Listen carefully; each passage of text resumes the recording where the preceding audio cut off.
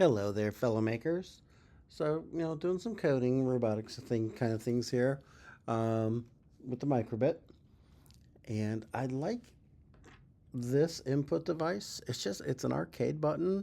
They cost about $1. They're big. I hate the really little tiny buttons. I can't really work with them. Um, this is big. It's got where's the best focus on there? Two pins to play with. So I got I'm alligator clipped to them. I don't know why I'm out of focus here. Give me a moment, please. All right, let's go there. And I've just got a NeoPixel strip set up to it to do some different, just turn on basically. Um, there are a couple different ways to play with a button press in um, MakeCode, and I just want to show you that. But first, yeah, I just got to, and I'm gonna change how I've got it plugged in for what I do. But the NeoPixels are on pin 15, and then I'll move the button from places to places. Depending on what expansion board or what you're using, like you don't actually need an expansion board just to do a button and a couple things, because I mean you just use alligator clips from here to the microbit.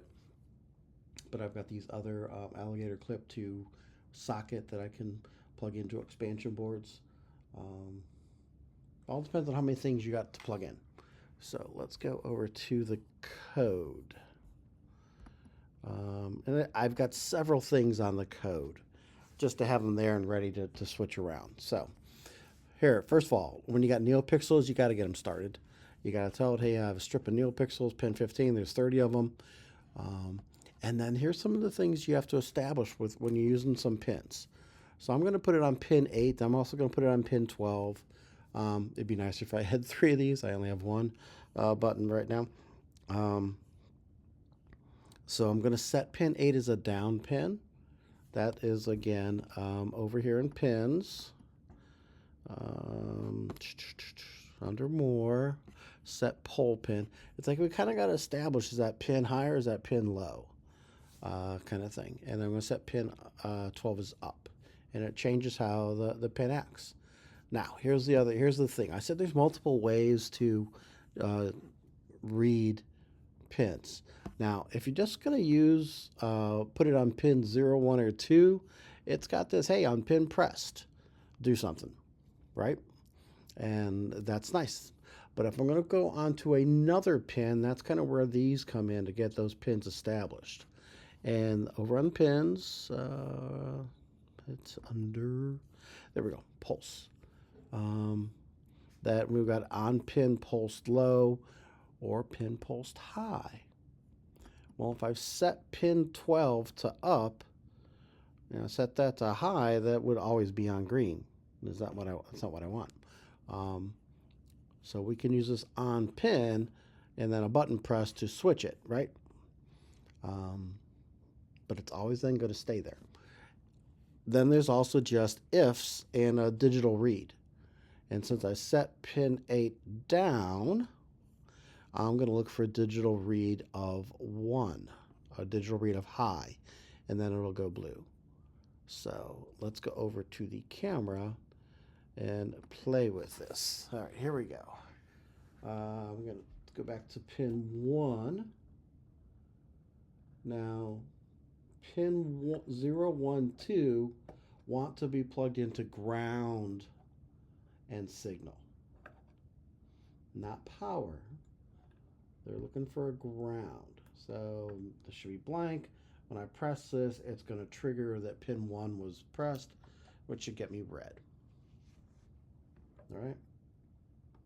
Now let's go to 8. I'm going to plug into signal, and I'm going to plug into ground. Because again, it was set, was it set to high or was it set to low? I can't remember. And I press it and nothing happens. Because it was set to low, and it's only going to trigger if I get a high signal, which is a voltage. So then I'm going to switch that for, I got to go signal, and I got to go voltage, not ground. There we go.